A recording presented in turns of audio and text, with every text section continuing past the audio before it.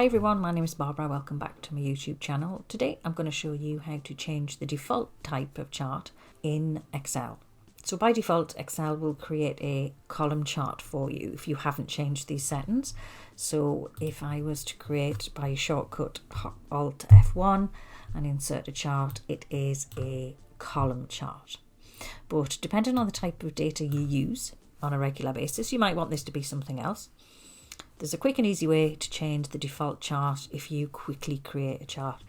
So what you need to do is select your chart and go to the chart type options.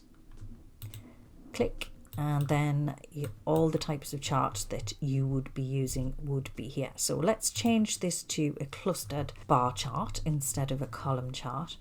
And to select the one that you want as default, you can right click and set as default. The tick will appear. Hit OK.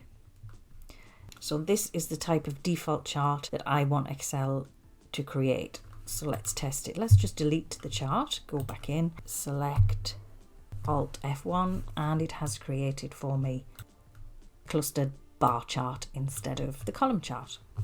So that's a real quick, easy way to change the default chart in Excel that's created for you. Useful if you use a lot of charting and it's a very particular type. If you found the tip useful, please subscribe, hit the notification bell, and you'll be notified when I upload another Excel video. If you've got any questions, leave them down below and I'll answer them. And hopefully see you next time for another video. Thanks for watching.